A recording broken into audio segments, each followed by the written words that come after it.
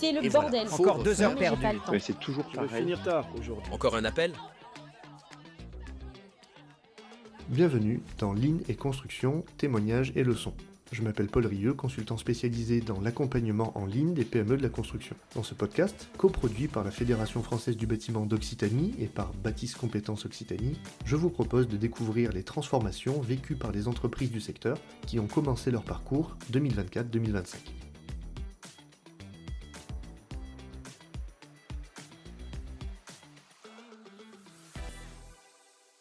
Alors aujourd'hui, je suis avec Nicolas Sabatier. Bonjour Nico. Bonjour Paul. Nico, est-ce que tu peux rapidement parler de ton entreprise ? Donc Nicolas Sabatier, je gère PBP étanchéité, 11 collaborateurs. On travaille essentiellement sur l'étanchéité toiture terrasse Nîmes, Montpellier, Vaucluse et Nord Bouches-du-Rhône. Ouais, donc ça peut aller assez loin. Ça fait quelques mois maintenant qu'on travaille ensemble, Nico. Si on fait un petit 180 qu'on regarde dans le passé, qu'est-ce que je fais là ? Qu'est-ce qui fait que tu t'es lancé dans une démarche Lean ? Donc ça fait 9 mois Paul que tu m'accompagnes. On a commencé en septembre. On s'était déjà vu en formation SJDB où tu nous avais fait une session d'1 jour. Le rendu qu'on avait fait à la fin de la journée, c'est que tu nous avais mis plein la tronche.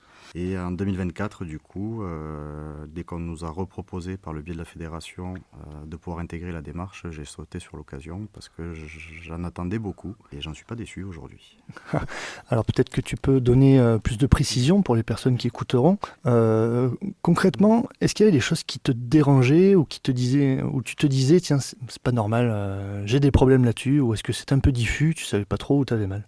En tant que dirigeant, on est de très bons techniciens. Donc on nous apprend du coup, on connaît notre technique, notre cœur de métier. Par contre, gérer une société, ça nécessite des compétences et tout seul, on les a pas. Donc on a besoin de conseils, on a besoin d'être entouré. Et du coup, ces conseils-là, dans la démarche, m'ont apporté beaucoup. Puisque du coup, on a réussi à mettre le doigt sur des postes, des gestions de temps, des manques de documents à produire, qui dénigraient notre métier et dénigraient la rentabilité surtout de l'entreprise. Donc je prends un exemple tout con, les comptes rendus de réunions hebdomadaires. Donc on se faisait des réunions et de semaine en semaine, on enchaînait les réunions sans spécialement sortir de compte rendu et de prévoir un compte rendu pour la réunion suivante. Donc chose qu'on a réussi à mettre en place et maintenant les réunions durent beaucoup moins longtemps et sont moins chronophages. Ouais, donc ça fait gagner du temps pour faire son boulot. Et on gère la même étendue de problèmes en 2 fois moins de temps. Oui, donc c'est intéressant pour aller s'occuper vraiment de gérer les chantiers. Tout à fait. À la base, est-ce que tu te dis j'ai besoin de faire cette démarche par principe ? Est-ce que tu te dis j'ai besoin de faire cette démarche parce que j'ai un pépin ? J'ai un pépin, renta, je sais pas, ça fonctionne pas bien et ça se voit.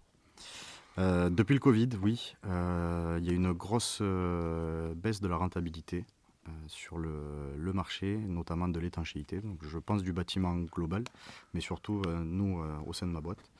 Et j'ai cherché où étaient tous ces gaspillages. Et la démarche Lean m'a permis d'en lister et corriger plus d'un en seulement 9 mois. Alors, moi non plus, je me souviens pas forcément très bien, donc ça peut certainement intéresser les gens qui écouteront ce podcast. Tu peux peut-être raconter comment ça s'est passé au tout début, quand on a commencé à prendre ce recul-là et qu'on s'est dit, bon, Provence Bâtiment en plus, c'est quoi ce machin ? Quand on a commencé à regarder ton entreprise un petit peu sous toutes ses coutures.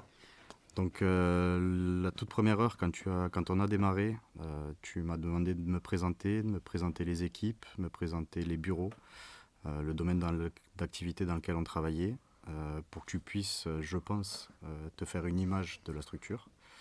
Et puis de suite, tu m'as présenté 8 thèmes en me disant on va travailler sur 4 ensemble, quels sont ceux sur lesquels tu veux vraiment qu'on travaille sur l'année qui arrive ensemble. Et la démarche s'est faite, les thèmes, on a envie de faire les 8, mais on n'a pas le temps. Donc du coup, on a dû en sélectionner 4 et 4 qui ont rapidement sauté aux yeux. Est-ce que tu peux rappeler, j'ai complètement oublié, les thèmes qu'on avait choisis Donc les 4 modules que j'ai sélectionnés étaient le qui fait quoi. C'est-à-dire qui fait quoi, je précise. On a pris l'étage de tout le monde, et on a regardé si on était content dans la façon dont c'était réalisé. Ensuite, on a pris le rituel et réunion. Où moi, il y avait un gros point négatif et ça m'a beaucoup apporté. C'est le premier point que j'ai mis en application. Ouais, c'est vrai qu'à ce moment-là, on a listé toutes les réunions qui se faisaient ou qui se faisaient pas. Et on est allé jusqu'à dans le détail pour reconstituer toutes les recettes pour cuisiner ces réunions aux petits oignons. Et vraiment les formaliser et avoir un rendu pour les réunions suivantes. Ensuite, on a fait une jolie VSM. Donc la VSM, Value Stream Mapping.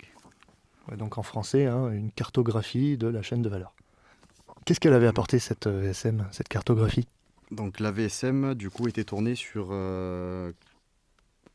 comment on récupère un chantier, donc l'appel entrant du client, qui soit un particulier, un appel téléphonique ou un appel d'offres publié sur une plateforme, jusqu'à la réception de l'ouvrage. On avait coupé après sur la partie GPA. Mais ça expliquait vraiment toute la durée de vie et toutes les étapes que prenait le chantier. Donc la phase étude qui était saucissonnée, la phase préparation de travaux qui a elle-même été saucissonnée, avec à chaque fois l'intervenant en question qui avait une définition de toutes ses tâches. Et ensuite la partie travaux suivie de chantier, où là du coup c'était la partie la plus simple puisque tout le travail se fait en amont. Et on a surtout travaillé sur quel est le poste à faire, qui travaille sur ce poste-là, est-ce qu'on rencontre des problèmes, est-ce que tout va bien, et quelles solutions on peut mettre en œuvre pour régler ces problèmes à court terme, et voir du coup si c'est un problème de la société en elle-même, donc qui était l'étape 1, jusqu'à l'étape 6, c'était le je m'en foutisme du salarié qui n'a pas envie d'écouter les consignes. Voilà. Et on a saucissonné comme ça toutes les étapes, une par une, de la vie d'un chantier. Et on peut même rajouter qu'il y a certains problèmes sur lesquels on a décidé de s'asseoir, parce que parfois il y en a qui sont fatales, hein, on peut rien y faire, donc on a juste à apprendre à vivre avec. Ça fait 7 mois maintenant qu'on a fait cet atelier-là, on est en juin 2025. Je me souviens que la VSM en question, elle clignotait dans tous les sens, il y avait des problèmes un peu partout. Qu'est-ce qui a changé depuis? Ce qui a changé du coup, c'est qu'on a pris le pari de faire la VSM tous ensemble dans les bureaux. Et chacun a pris conscience des pastilles rouges qui lui collaient sur leur mission.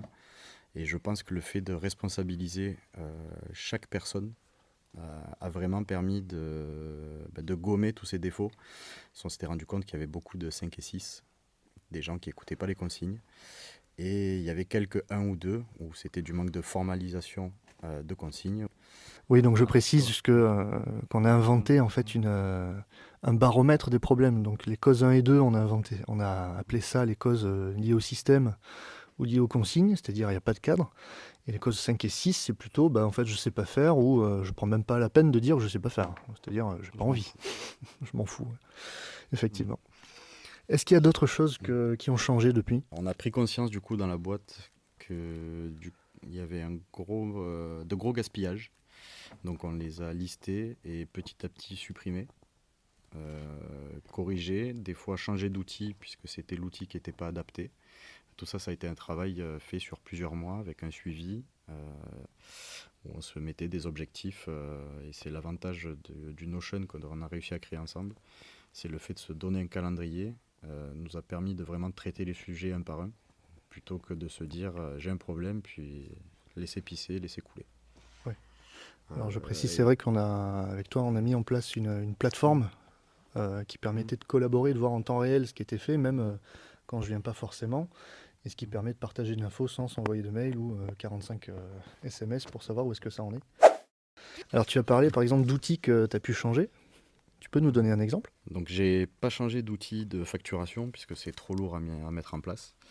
Par contre, on a réussi à créer des outils connexes pour le switcher un petit peu et nous permettre de faire de l'analyse statistique beaucoup plus rapidement, notamment avec des tableaux Excel basiques qui sont à la portée de tout le monde, CTRL-V, CTRL-C, tout le monde sait faire. On met des jolies cases colorées où on demande au conduc de remplir seulement la case colorée et ça nous sort une 3e page avec les chiffres attendus pour faire un suivi de chantier par exemple.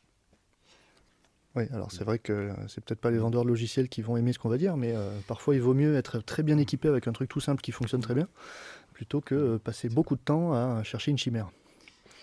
Après, la mise en place de Notion, où on a continué à vraiment travailler dessus, cette plateforme, c'est vraiment un gain où on arrive à nourrir la machine, et ce qui permet à tous les collaborateurs d'être au courant de tout ce que fait son copain ou de pouvoir déléguer un problème sans spécialement lui envoyer, comme tu disais Paul, un mail ou un message, ou à défaut de se croiser dans les bureaux. On nourrit la plateforme et la plateforme du coup alerte elle-même le collaborateur. Quand il se connecte sur son poste, à le poste, attention, essaye de me corriger par exemple tel carnet de détails suite à telle réunion. Ouais, c'est vrai qu'on a fait ce choix-là. Alors, toutes les entreprises font pas forcément le même. Il y en a qui carburent sous Trello, il y en a qui carburent avec Teams, par exemple, qui est un super outil qui s'appelle Planificateur. C'est vrai que nous, on a testé ce Notion-là, et au final, ça a pris assez vite d'ailleurs, hein. Et la version gratuite nous a vraiment mis l'eau à la bouche quand on a vu tout ce que on arrive à faire avec. Et puis après, on est maintenant passé sur une version payante. Pour un coût exorbitant. Pour un coût exorbitant de même pas 10 balles par mois. Et qui nous fait vraiment gagner énormément de temps. Et c'est surtout notre poubelle. C'est tous les jours, on nourrit Notion et on n'oublie rien. Et puis on rentre à la maison, la tête vide. Tout est marqué. Donc c'est que le logiciel fait son job. Alors, depuis quelques mois, Nicolas, personnellement, toi en tant que dirigeant, qu'est-ce que tu as appris? Est-ce qu'il y a quelque chose qui t'a un petit peu, qui t'a été révélé? Mais oui, en complément de la formation ESJDB, j'ai vraiment appris à formaliser les choses auprès de mes collaborateurs sur tout ce qui est vraiment gestion communication et arriver à aller chercher le petit problème, le petit point négatif qui au début on laisse passer mais qui peut vite gangréner. Donc là du coup ça m'a vraiment appris à chercher et à gérer chaque détail du quotidien et de quelque chose de négatif d'arriver à en tirer du positif. Il y a quelque chose qui t'a particulièrement étonné? Tu t'es dit, ah ouais, ah tiens, ouais, je pensais pas faire ça pendant une démarche ligne, c'est pas ce à quoi je m'entendais du tout. Pour revenir sur la VSM, oui, où ça a été une grosse réunion où on s'est tous mis autour de la table et la prise de conscience collective sur le fait de prendre les problèmes devant tout le monde et les reproches de tous dans une construction positive, puisqu'on cherchait juste le qui fait quoi et comment, pourquoi il y a un problème. Et l'issue de cette réunion-là, ça a duré 2 heures, Paul, la VSM. Et au bout de 2 heures, déjà, les gens ont dit, bon, attention, ça, je vais le corriger de suite, ou ça, c'est bon, vous me ferez plus le reproche. Ils ont vraiment pris conscience, oui. Le fait de le faire collégialement, je pense que ça a été le bon pari. Et le collectif a plus pesé que les prendre peut-être un par un dans le bureau en leur disant, attention, là, t'as merdé, là, c'est bien. Alors c'est intéressant que tu dis ça parce que moi je viens faire mon numéro de claquette et puis ça dure le temps d'une séance, sauf que toi tu le vois sur le long terme après. Ouais. Ça a porté ses fruits depuis. Donc la VSM on l'a faite en janvier, depuis janvier on est au mois de mai. Ça a porté ses fruits. Est-ce que tu dirais qu'il y a eu des changements qui se ressentent jusqu'au terrain? Sur le terrain, on avait invité seulement le chef de chantier qui a bien percuté le message, qui nous en a fait passer un autre aussi. Mais du coup, oui, c'est un très bon relais sur la partie terrain parce qu'il a compris les problèmes que je cernais et du coup, il fait remonter plus rapidement les informations vis-à-vis des conducs et de moi-même, sans squeezer les conducs. Mais en tout cas, les informations remontent beaucoup plus vite. Ok. Et au niveau de l'encadrement, du coup, c'est-à-dire le reste de tes salariés, notamment encadrement chantier, tu dirais qu'aujourd'hui, ça tient encore, il y a encore cette étincelle qui continue à luire, ou est-ce que ça s'éteint? Non, du coup, tout le monde est vraiment intéressé, tout le monde est moteur. Il demande quand est-ce que tu reviens. Parce que du coup, c'est un bonus, c'est un plus, et tu as une approche, enfin le Lean a une approche que moi, seul dirigeant dans mon coin, focalisé dans mes chiffres, dans mon commerce au quotidien, j'arrive pas à prendre ce temps-là et ce recul-là pour faire grandir du coup les équipes. Et le Lean du coup pose les bonnes questions et permet vraiment à tout le monde de pouvoir s'investir dans cette démarche de qu'est-ce qu'on peut faire mieux demain qu'on ne fait pas aujourd'hui. Et notamment, je dis ça parce que c'était notre sujet de tout à l'heure, qu'est-ce qu'on peut faire cette semaine pour améliorer? C'est quoi l'action de cette semaine? C'est des petites missions tous les jours, mais des petites missions qui font que demain, c'est comme quand on lit un livre, on lit page par page. Mais aujourd'hui, voilà, on est lundi, on se donne la checklist de la semaine et il faut que vendredi, toutes les petites cases soient cochées. Donc c'est vraiment un travail au quotidien. Ça prend pas beaucoup de temps au quotidien.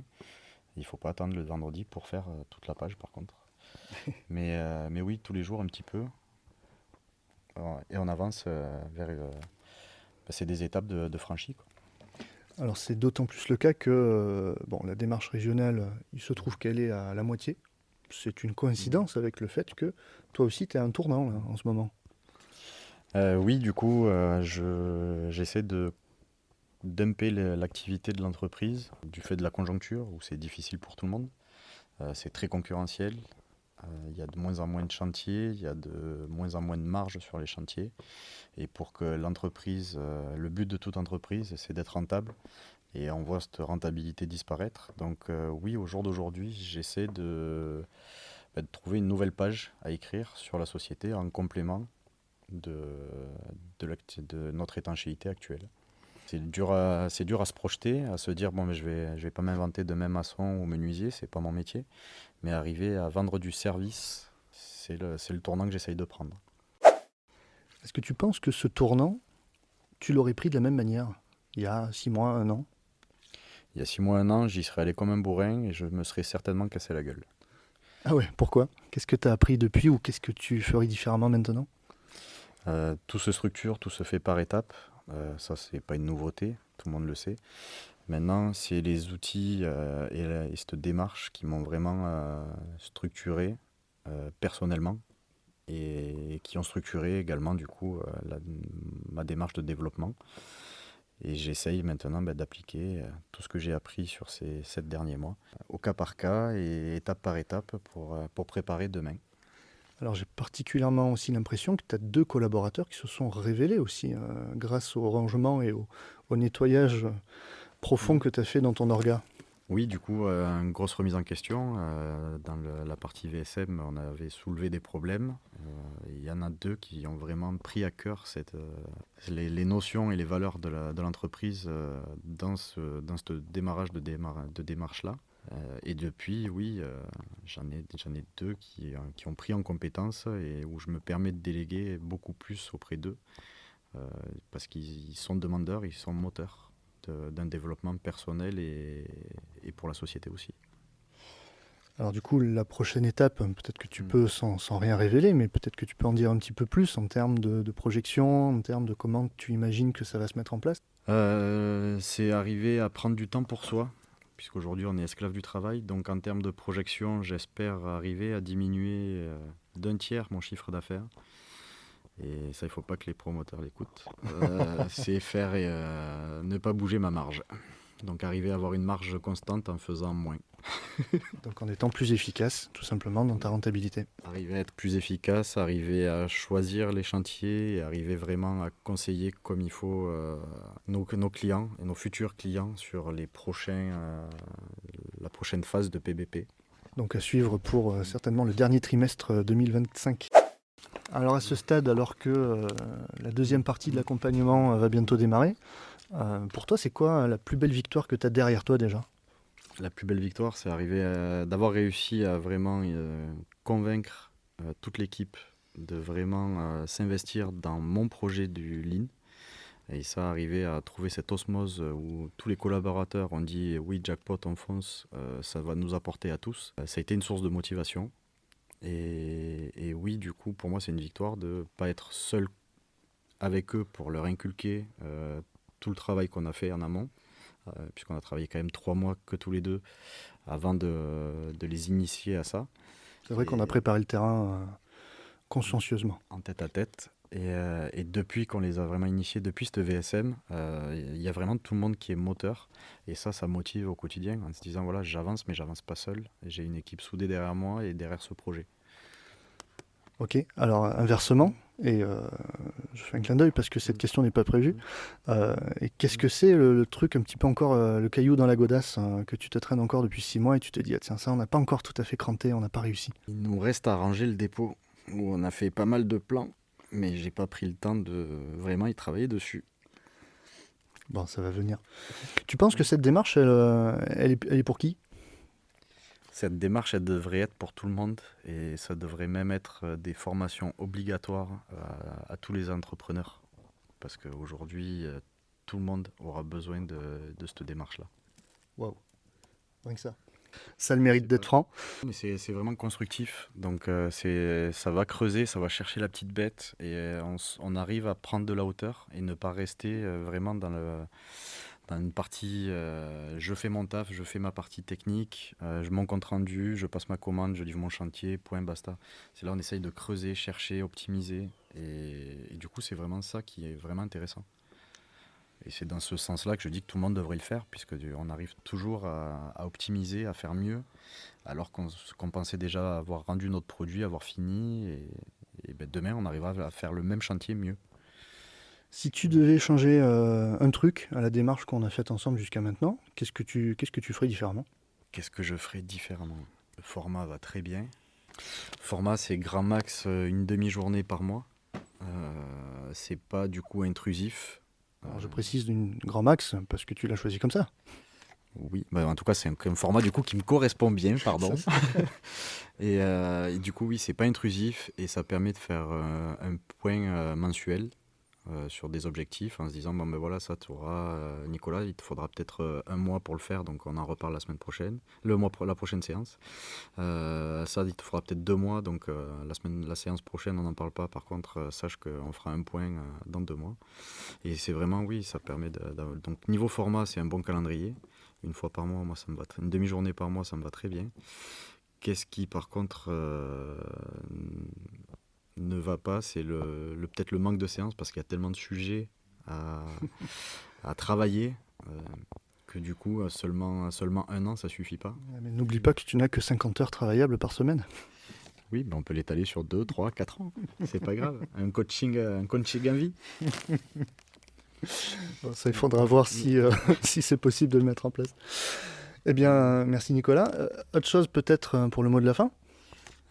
Pour le mot de la fin, ben on va retourner à la source. Merci la FFB, merci Baptiste de nous avoir permis d'intégrer cette formation. Et je le dis quand même, merci Paul pour ton accompagnement. C'est un plaisir Nicolas.